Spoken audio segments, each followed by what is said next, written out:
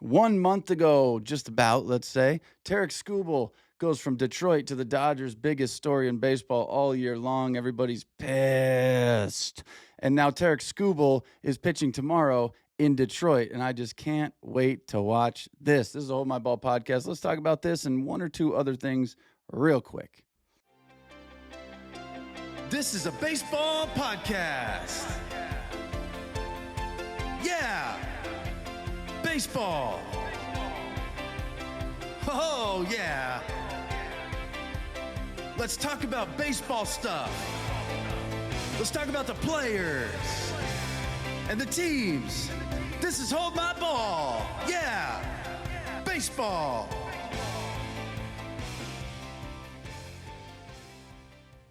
What do you think? What do you think the reception's going to look like here in Detroit for Tarik Skubal, who left them? And, you know, these guys aren't in control, the players, at least not too much. I still believe Skubal had some type of input on this. Hey, look, if I'm going to be a rental somewhere, give me a contender, preferably the Dodgers, because they look like the only true contenders this year.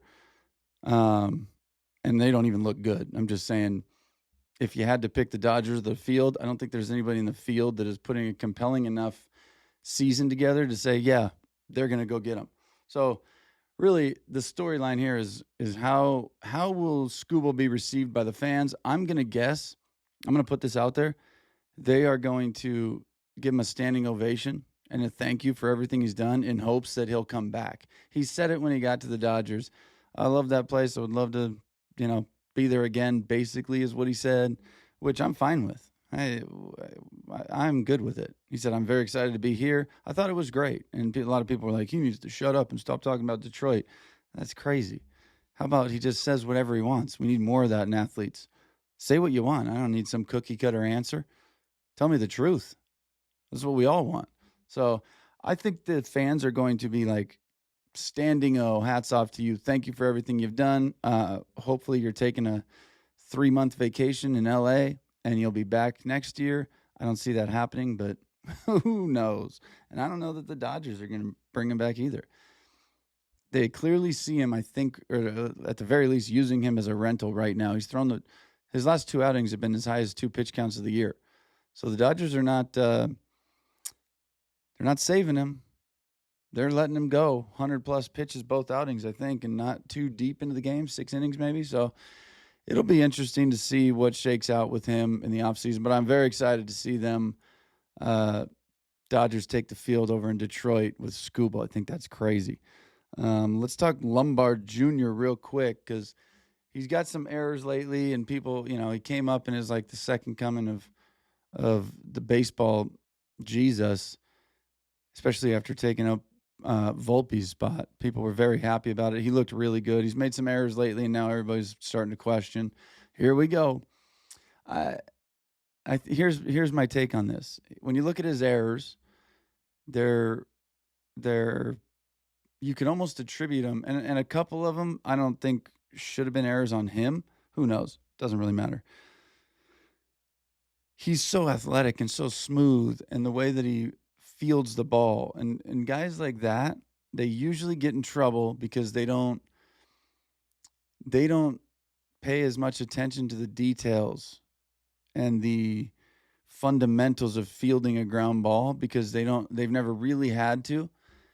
And when you do it over the course of 162 games, it's gonna show itself every now and then that your scales tip more to the athleticism side than the fundamental side. This is why you see guys like Fernando Tatis, O'Neal Cruz. You got like an Ian Desmond for a little throwback. These guys were elite athletes at shortstop. Routine errors moved them to the outfield, and they became Gold Glove outfielders because the outfield is where your athleticism truly plays the most. It's the easiest spot on the field to where your athleticism can make you elite. There's a few things you learn: reads, jumps, routes, whatever. It's not easy. It's just the easiest, and that's a fact. So guys like that get moved out there because if you think about like ice cream, they're like the sprinkles on top of the ice cream. But when you want a shortstop in the big leagues, you just want vanilla ice cream. Vanilla ice cream is the same everywhere you go. It's consistent. You know what you're getting every time. So when you get routine ground balls, when your pitcher rolls a dude over for an out, 99.9% of the time, vanilla ice cream's got to be vanilla ice cream. Get the out. Don't throw it away at 104 miles an hour. Nobody cares about that. Get the out. Don't just, it's too easy and I'm going to take it smooth and be easier. And whoops, I guess I botched one because I was a little lazy with it because my athleticism has carried me and I didn't think I needed to play that ball properly. So, and a lot of times they don't. That's the problem. A lot of times they don't have to play it properly because they're so good and athletic. But if you're talking about an everyday shortstop in the big leagues or an infielder in general, consistency is the only thing that matters. That is the only thing that matters. That's why the elite athletes that constantly make errors on balls that should not be errors get moved to the outfield and become very good. They thrive out there. So Lombard, when I look at him, I see a mix. I see a guy, he's 21 years old, first of all. I think he's been great. I think he's going to be great. But I just see a mix of that. I see a guy he looks really clean, really smooth, really athletic at short. He puts the sprinkles on top of the ice cream every now and then on some plays that you're like, ooh, those are your web gems. And when he does get a routine ground ball and he's actually paying attention, he looks very fluid and smooth, and the mechanics of it all and the fundamentals look like they're there. I just don't think that's in his head every single ground ball he gets. I also don't know him. This is just my take on guys like this because I've seen it. You see it in a lot of guys. But I think he's going to be just fine. I think he's the Yankees shortstop, and he's 21 years old, and he's out there playing and having fun. He's going to go. And when you start hot, people act like this is the expectation. You make a couple web gems in game one, and I think he hit a bomb too. So it's just like, where do you go from there? You go down. There's nowhere to go from there. You made two plays that were absolutely unbelievable when you took over for a shortstop that everybody hated because he wasn't good defensively. So you go two web gems, unbelievable. You look smooth on routiners, and then you hit a bomb. And the guy that you took his place didn't hit well either. So the ceiling now and the expectation is pretty high because fans get excited, and he's coming back down to earth and maybe a little bit below it sometimes. Doesn't look good. It's the natural progression of a big league baseball player. This is what it is. I wouldn't worry too bad about him. I think Lombard is going to be just fine. I think he's been a Yankees shortstop for a long time. I think he should. I hope he does. I like that kid. I like the way he plays, I like the energy. Lastly, Padres, new ownership.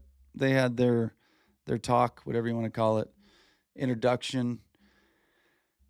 I'm not a fan. I would say this if it was the Dodgers owners. I would say it if any owners I know. Just I should take the Dodger hat and replace it with something for this because everyone's going to bring it up. Oh, yeah, well, at least they're doing things legally. I don't care about any of that. If I'm just looking at what I saw. If the lady, I just watched, we're going to win. We're going to win it all. We're going to win everything. She has a song. She made a song about that now. Like there's an actual song as if there should have been a stipulation when they bought the team. There's only one rule. Every year we get the worst songs from our fans that have ever. The actual worst. The goose is loose.